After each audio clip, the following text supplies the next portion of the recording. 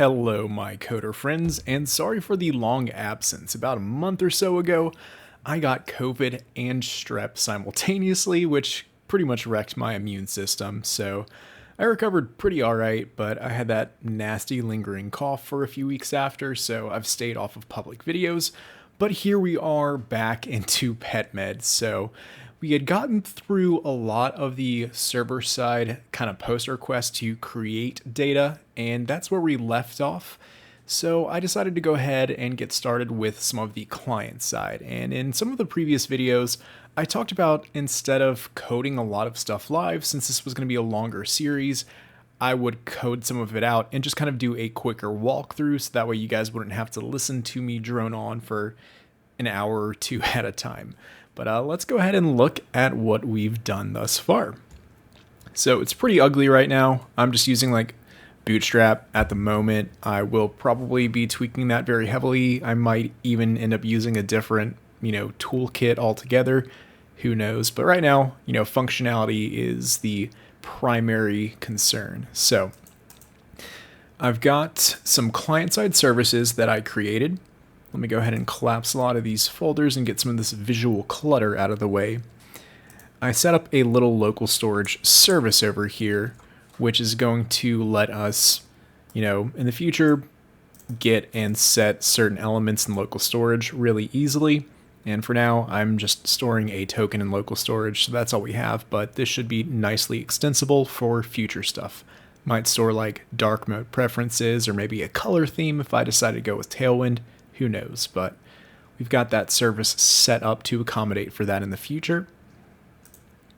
I have an alerts service that basically just wraps around Sweet Alert 2. So if you've watched any of my video series in the past, I'm a big fan of, the Sweet Alert library, but I've got two little functions here, the success and error functions, which create just little toasts. And I can pass in a message and an optional title to make it really easy to fire toasts. I also have this, my little API service. It's just a wrapper around fetch.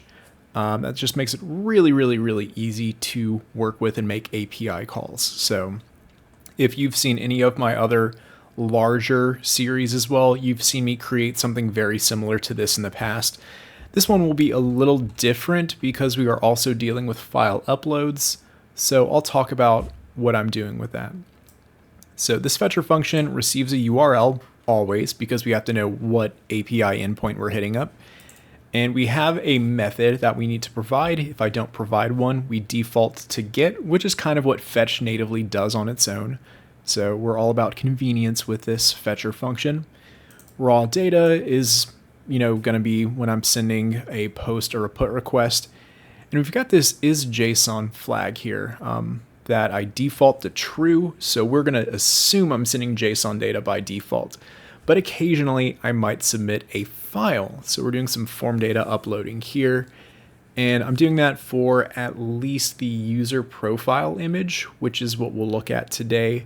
And then the pet image uploading functionality. So there will be some use cases where I do explicitly set that to false. In the event we do extract a token out of local storage, we'll go ahead and modify our headers as well to include that. But other than that, like I said, if you've seen me code this out before, it's pretty much roughly the same almost always. Sometimes I'm a little more opinionated with it. Sometimes I'm a little less opinionated with it. In fact, this one is a little more opinionated. I don't actually ever reject the promise. So any error handling from my API is actually taken care of here. In the event I have a networking error of some kind, we automatically use the Sweet Alert error function that we created to fire off a message for the user and log out the full error. And then if I'm able to hit up my API, but I have a, error status code 400 or 500 series, well, we go ahead and also alert that to our user and log out the full error object itself. So that gives us a little more context, but only if we actually do have a good status code and we're able to hit our API do we actually resolve with the data. So that means that whenever we do use this fetcher function, only if we get a good status code can we hit our .then block. So if you use .then, you know it's always going to be your resolved data, and we pre-parse it as well. So that's a really nice convenience feature. But we take all of that, and I made some additional convenience functions on top of that. So we have this get, post, put, and delete function. Just semantic, but it does make your code read out a lot more English language like. I like them a whole lot. So it just wraps around fetcher. We also accept the generic, and I default to any for this. And if you know me, I hate any. I really don't like typing any anywhere in my project except usually in this file. And the reason why I'm okay with any for the generic as a default is because that's what fetch does natively anyway. So if we never provide a generic, we are on equal footing with fetch. And if we want to get some really good IntelliSense, we could provide that and have some really nice type support on our response.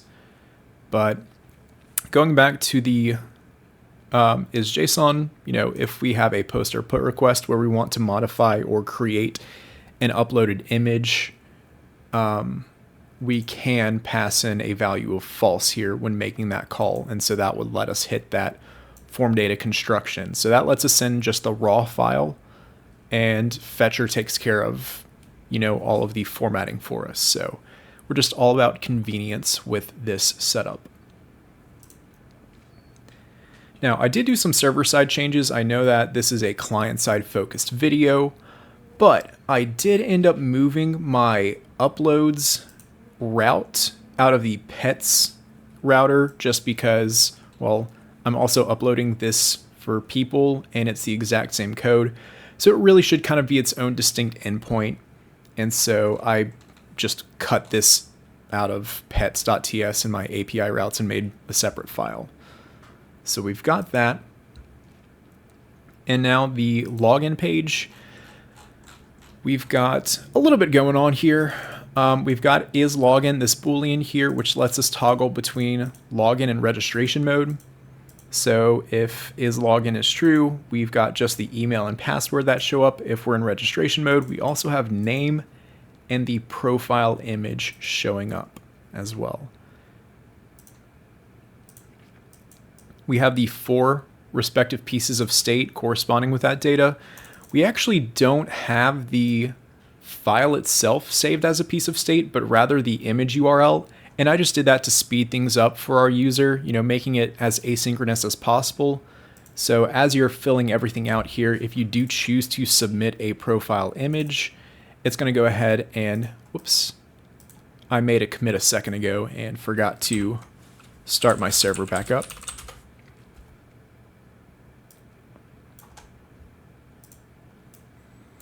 So in the event that your user actually does want to go ahead and upload an image, well, there we go. It's already been uploaded to DigitalOcean. We would not be seeing this image otherwise.